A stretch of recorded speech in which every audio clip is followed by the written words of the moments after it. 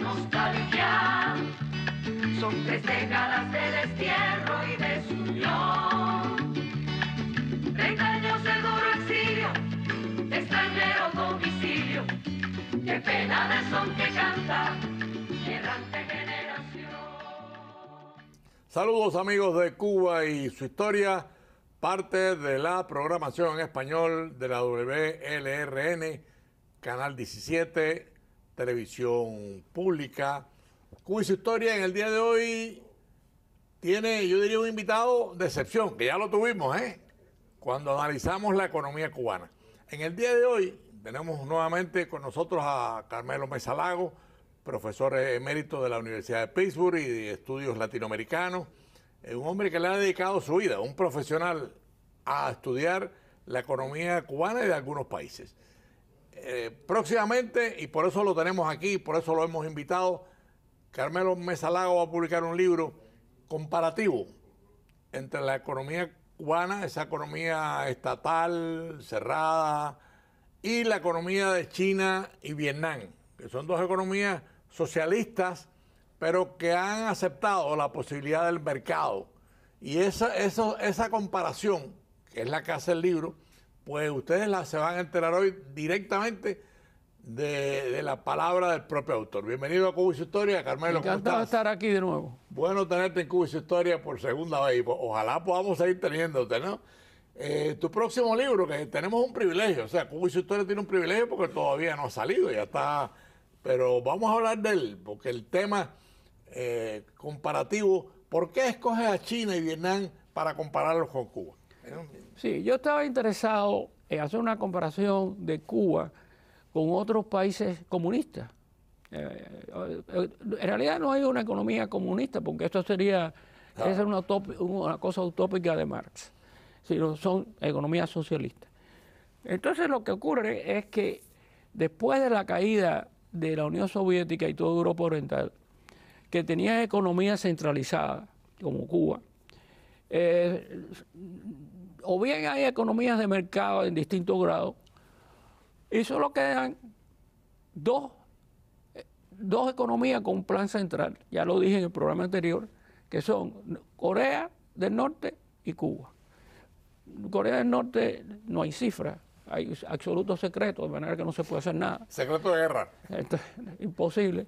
La otra es Laos, que tiene una economía socialista de mercado socialista, pero tampoco hay muchas cifras. Entonces me quedaban dos países, que son China y Vietnam, que por supuesto hicieron eso antes que Laos.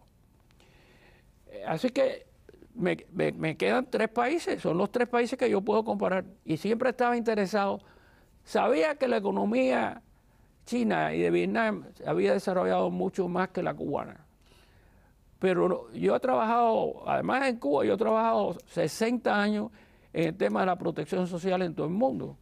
Y entonces una parte importante era saber, bueno, ¿y qué ha pasado con toda esa política social en Cuba?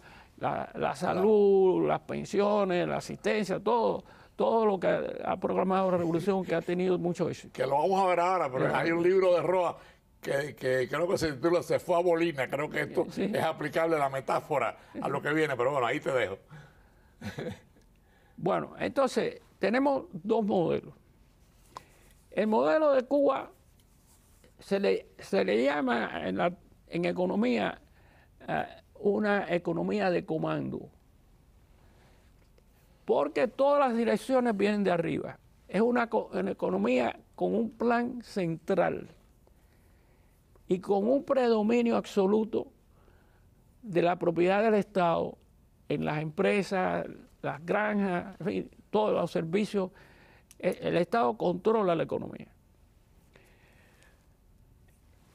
En el caso de China y de Vietnam, primero tuvieron el plan central, porque todos los países que estaban bajo la égida de la URSS, tenían una relación con la URSS, empezaron con el plan central.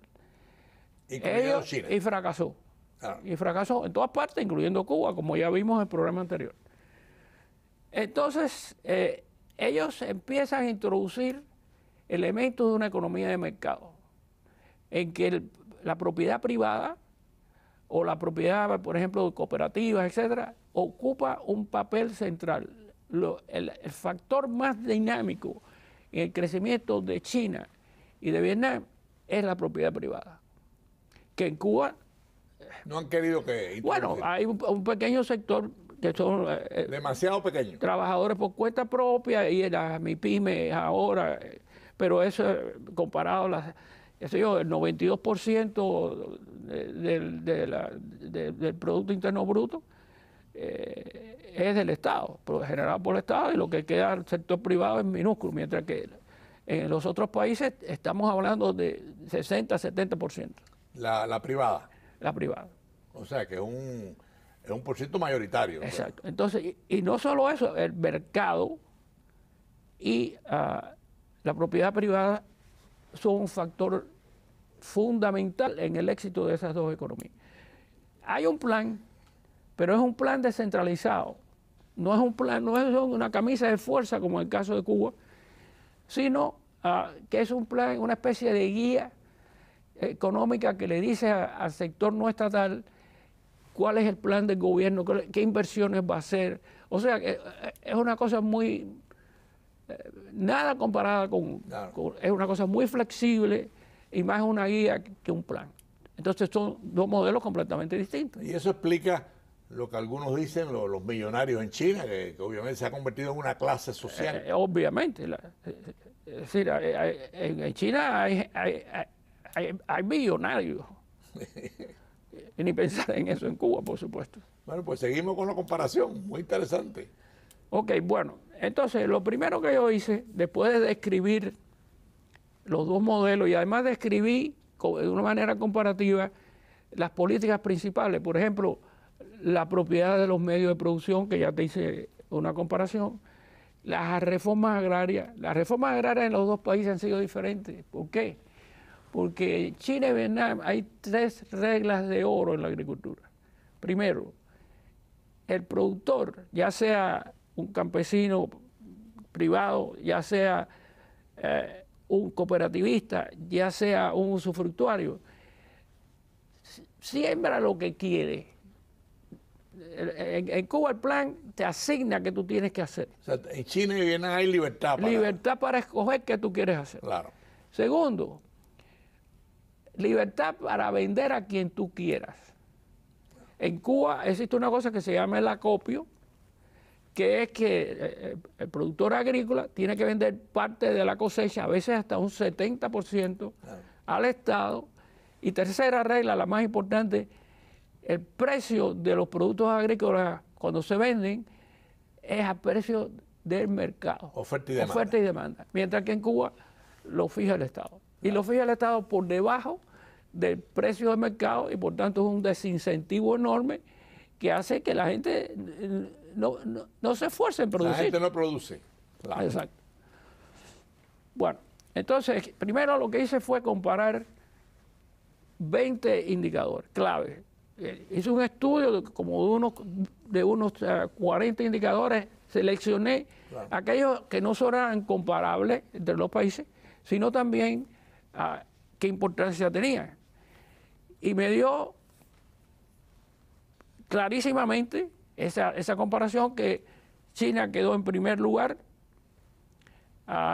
Vietnam quedó en segundo lugar y Cuba quedó en tercer lugar, pero a bastante distancia de los otros dos. Los números eran muy diferentes. Muy diferentes. Déjame decirte que yo tuve que enfrentar una serie de problemas metodológicos en la comparación. Por ejemplo, se dice que el tamaño de China, no solo en territorio, sino en habitantes, estamos hablando de 1.3 millones de personas, billones de personas, contra 11 millones en Cuba, que eso era un problema. Y además China, la extensión de China es muchísimas veces el tamaño de Cuba. Bueno, a eso yo contesté con lo siguiente. Existen toda una serie de países pequeños, fundamentalmente en Europa. Por ejemplo, Suiza, Holanda, Letonia, Finlandia, que son países pequeños, pero cuando tú vas al índice de desarrollo humano de las Naciones Unidas, te encuentras que están en los primeros lugares. Entonces, si esos países pequeños, que cuando tú los comparas con China y Vietnam, es una fracción. Algunos de esos países, por cierto, son más pequeños que Cuba. Sí, claro. Esos países han tenido tremendo éxito. Y los índices son altísimos. Y los índices son altísimos. Entonces, eso de que esto es una barrera que no se puede... Por cierto, eso es una de las cosas que dijo Fidel. Fidel, para tratar de evitar el consejo que daban algunos economistas de que se moviera en esa dirección, dijo, bueno, no podemos hacerlo porque China es un continente y Cuba una isla. Y Vietnam también es más grande que Cuba. O sea, que los índices siguen por el hecho de ser como tú dijiste, una economía de comando. O sea, que es casi vertical, que es vertical, o sea, viene la orden de arriba, ¿no? Y después, ¿qué viene en esa comparación? Bueno, mira, otra cosa, el índice de producción industrial. Eso yo lo mencioné en el programa anterior. Ese índice que compara 1989 con el 2022, porque es el último anuario que hay. Claro. El 23 saldrá probablemente en el otoño. Cuba cayó un 50% en ese índice. O sea, la mitad de lo que se producía en el 89. ¿Y China y Vietnam no? En China y en Vietnam incrementaron 100 y pico %. Figura. Uno y 65% el otro. Bueno, y así, es muy poco aburrido. También hay indicadores sociales. Déjame decirte, por ejemplo, la mortalidad materna en Cuba en el año 21 llegó a 177 por 100.000 nacidos. Eso retrajo a Cuba al punto que tenía en 1945. O sea, un retroceso brutal. Brutal. En los otros dos países estamos hablando de un 30 y pico, un 40%. O sea, que la comparación cuando debe haber sido un trabajo, bueno, por supuesto que es un trabajo genial, ¿no? Pero muy interesante el haber estado presente viendo cómo uno lograba algo con la apertura económica, con el socialismo abierto, y el otro no lograba nada con su economía cerrada y estatizada. Sí, déjame decirte que el trabajo no fue fácil, porque yo tuve que buscar estadísticas de China y de Vietnam.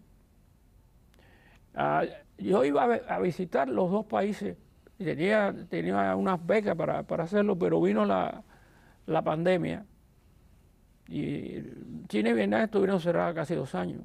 Sí, bueno, y ahora el mundo se cerró 2 años. Cerró. Entonces, ahora yo estoy a punto de cumplir 90 años, yo no puedo ir a esos dos países. Entonces, lo que hice fue que organicé equipos de gente, economistas, expertos en política social en los dos países, y les mandé cuestionarios. Ellos respondieron y después cualquier duda que yo tenía, la consultaba con ellos. Y así pude armar el libro. Tiene más de 500 fuentes bibliográficas. Más de 500 fuentes bibliográficas. Y debe haber sido muy interesante la parte del libro ya de lo que es la protección social, ¿no? Sí, mira, yo sabía de antemano, porque era obvio, que el desempeño económico, el crecimiento económico de China y Vietnam era superior al de Cuba. Eso no fue ninguna sorpresa. Déjame interrumpirte, Carmelo, perdona, porque estamos a la mitad del programa y ya pues, para todos los que sintonizaron tarde, estamos conversando nuevamente, otro privilegio de Cuba y su historia, con el profesor Carmelo Mesa Lago, profesor emérito de la Universidad de Pittsburgh, especializado en economía latinoamericana. Y en el día de hoy estamos hablando sobre su próximo libro, otro privilegio de Cuba y su historia, que es un libro comparativo entre por qué la economía cubana ha seguido estancada y por qué la economía de Vietnam y de China han logrado cierto desarrollo. Así que te dejo otra vez la palabra, porque estamos hablando ahora de la protección social, de la diferencia. Sí, una cosa muy importante es que Cuba, en esta comparación tenía una ventaja sobre los dos países asiáticos, y es que cuando ocurre la revolución en Cuba, y eso lo hablamos en el programa anterior, Cuba estaba entre los primeros 3 países de América Latina. En el tope, sí. O sea, en algunos indicadores, como mortalidad infantil, el primero, el que mortalidad más baja. En el caso de China y de Vietnam, al tiempo que ocurre la revolución, son de los países más subdesarrollados en el mundo. Entonces Cuba tiene una ventaja sobre esos dos países porque estaban mucho más avanzados que ellos, y estos dos países han logrado no solo llegar a los indicadores de Cuba, sino sobrepasar los indicadores de Cuba. Y Cuba ha decrecido en los indicadores. Exacto. Entonces, para mí fue una sorpresa encontrar, no lo que ya me imaginaba, que era que el crecimiento económico ha sido superior en los países asiáticos que en Cuba, sino que en los indicadores sociales que son tan proclamados en la revolución, la salud, las pensiones, la asistencia social, todo esto, también China y Vietnam sobrepasan los indicadores cubanos. Entonces, ahí había una brecha muy grande que han tenido que llenar y después sobrepasar. Y cuando tú analizas ya como conclusión del libro, o sea, ¿por qué China y Vietnam logran ese éxito y Cuba se queda estancada? Sí, hay que preguntarse, porque hay una cosa importante también para Cuba, que en China y en Vietnam son países autocráticos. Sí, claro. En que el Partido Comunista ha continuado en el control. Sí, entonces, el pequeño éxito económico no cambia la autocracia. Exacto, en sentido general. Teníamos la esperanza, en el caso de China y Vietnam, de que el desarrollo económico-social iba a producir también un cambio democrático, y muchos de nosotros nos equivocamos, no ha sido así. Ha habido algunas flexibilizaciones en Vietnam, pero ciertamente no en China, y ahora bajo la presidencia de Xi, él ha no solo centralizado más el poder, es el primer ministro, sí, que desde Mao Zedong, que se ha reelegido varias veces, pero además ha reducido las libertades, ¿no? La libertad de expresión. Los campos de concentración de los uigures en China, que es una crítica de Naciones Unidas y de muchos departamentos y países que se dedican a los derechos humanos. Esa es una realidad en China, en cierto sentido, horrorosa, ¿no? Pero bueno. Pero entonces la pregunta es, ¿por qué si estos dos países fueron tan exitosos y continúan bajo el control del Partido Comunista, Cuba no lo ha hecho? Claro. Bueno, eso no es una cosa que tú puedes cuantificar, desgraciadamente, como ya hago yo las cosas. Es un problema de estudio y de un juicio basado en muchos años de trabajo, ¿no? Pero no es una cosa exacta. Sí, pero no es exacta, pero explica. Sí, bueno, primero yo creo que el problema fundamental ha sido que la delegación de decisiones económicas por un modelo como el de China y Vietnam, el mercado hace muchas de las decisiones y los propietarios privados también. Eso en Cuba implicaba también una delegación del poder político. Claro. Porque el Estado y el complejo militar de Gaesa perderían el control de todas esas empresas que tiene, y eso pasaría al sector privado. Entonces, ahí eso era una preocupación.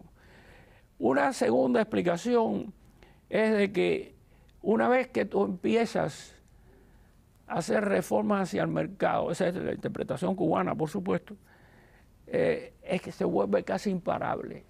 Es el ejemplo de la bola de nieve que va corriendo por la colina y se va creciendo y va creciendo y no hay quien la pare. Bueno, eso por supuesto no ocurrió en China y en Vietnam. Pero sí hubo índices económicos que aliviaron en cierto sentido. Ha habido un aumento, sin duda en ninguna clase, ha habido un aumento en el nivel de vida de la población en ambos países. Claro. Que en Cuba todo lo contrario, ha habido una disminución del nivel de vida en esos países. Bueno, otra cosa es el tema de los conflictos de interés. Suponte que tú eres el administrador de un restaurante estatal. Y tiene, el servicio es pésimo, la comida es malísima. Yo estuve con toda la familia, mis 3 hijas, mi yerno y 2 nietos en Cuba a fines del 16 y comienzo del 17. Ellos querían ir a ver Cuba. A ver la realidad. Y fuimos todos, mi mujer y yo fuimos con él. Reservamos una noche, la noche del Año Nuevo, en un restaurante en La Habana Vieja, que hasta hace poco había estado administrado por españoles y que sin saber nosotros había pasado a los militares. Había 4 platos, no pudimos comer uno solo de ellos. Por la calidad. Era horroroso, era horroroso. Sin embargo, fuimos a varios paladares y la comida, no era una comida gourmet, pero una comida buena y el servicio era bueno. El servicio en Cuba era pésimo. Entonces, si tú eres el dueño de un restaurante del Estado y te pone un trabajador por cuenta propia, un paladar enfrente a ti, tú vas a hacer todo lo posible para que ese paladar fracase. Yeah. Porque te va tu negocio. Oye, y va a dar mejor servicio que tú. Mejor comida y mejor servicio. Entonces, esas son, yo creo, las razones fundamentales de... Hay una cosa interesante en tu libro y es cómo tanto Cuba como Vietnam y China tuvieron embargos. Sí. Sin embargo, el cambio en China, esa pequeña apertura económica en China produjo efectos positivos y Cuba, a pesar del embargo, no ha hecho ningún cambio. Mira, los 3 países tuvieron el embargo. El punto está de que Cuba ha tenido el embargo mucho más tiempo que los otros 2, porque sí, ya el embargo de China y el de Vietnam se acabó. Pero hay un factor muy importante y es que cuando Vietnam estaba con el embargo de los Estados Unidos, comenzó a hacer todas las reformas estructurales que lo llevaron al éxito económico y social. Que Cuba no. Y cosa muy importante, ese avance que hizo, y siempre empezaron por la agricultura los 2, ya yo expliqué la diferencia. Claro. Entonces, cuando vino la caída de la Unión Soviética, Vietnam no sufrió lo que sufrió Cuba, porque ya había avanzado económicamente al introducir las reformas orientadas hacia el mercado. Estaba preparada a no tener... El golpe fue mucho menor que en el caso de Cuba. Y China también. Y China también. O sea, que es... Mira, déjame terminar con esto. Yo, en la parte de protección social, que como te digo, ha sido un trabajo de toda mi vida. Una de tus especialidades. Y además he sido consultor en 35 países. Yo escogí 100 indicadores. 100 indicadores en protección social, pensiones, salud, asistencia social, todo esto, de los cuales escogí la mitad. ¿Por qué? Porque había indicadores en que, por ejemplo, Cuba nunca ha publicado cifras sobre incidencia de pobreza, jamás las ha publicado. No ha publicado cifras sobre la distribución del ingreso. Los otros 2 países están todas las cifras ahí. Todos los países de América Latina publican cifras sobre esos 2 indicadores que son cruciales. Cuba no las publica. Entonces, había casos en que tú no podías hacer comparación porque faltaban indicadores fundamentales. Bueno, así que yo escogí 50 de los 100, 50 indicadores. Y el resultado fue el mismo que cuando comparé esos indicadores generales económicos y sociales. China primera, bastante cercano, Vietnam, y Cuba retrasada, muy quedándose atrás. En todos esos indicadores. Bueno, son 50 indicadores, claro, no puede casi ser todo, pero cuando tú haces un promedio, la diferencia es obvia y el orden es el mismo. ¿Y cuáles son los indicadores principales? Bueno, está en materia, yo lo que hice fue tomar los principios de la Organización Internacional del Trabajo sobre protección social. Qué bueno. Porque eran factores, indicadores objetivos, ¿verdad? Entonces, primero hay el tema de la unidad, de que el sistema esté unido, sea coherente. y le dé trato igual a la gente. Claro. El segundo es qué cobertura tiene la población en salud y la fuerza de trabajo en pensiones. El tercero es que los beneficios de la protección social sean suficientes, que sean adecuados. Que sean suficientes para poder vivir. Claro, para la protección. El tema de la solidaridad social, el tema de la equidad de género, la administración debe ser eficiente y debe haber participación tripartita de trabajadores, empleadores y del Estado. Y el último, el más importante, es que el sistema sea financieramente sostenible, porque si no es financieramente sostenible, los otros 5 indicadores se caen. Claro. Entonces, en todos los indicadores, siempre Cuba quedaba en tercer lugar. En algunos casos Vietnam quedaba en primero, la mayor parte de los casos China quedaba en primer lugar. Pero siempre Cuba tercero. Y a distancia. O sea que bueno, amigos de Cuba y su historia, hoy es un programa, es de doble privilegio, porque estamos hablando de un libro que el profesor Carmelo Mesa Lago lo publicará próximamente, así que estemos pendientes para adquirirlo inmediatamente. Una cosa que te quiero decir, yo utilicé el caso de China y Vietnam porque Cuba pudiera seguir estos dos modelos. En mi opinión, lo ideal sería una economía de mercado, claro, con democracia. Claro, esa sería la solución total. Esa sería mi preferencia. Países, por ejemplo,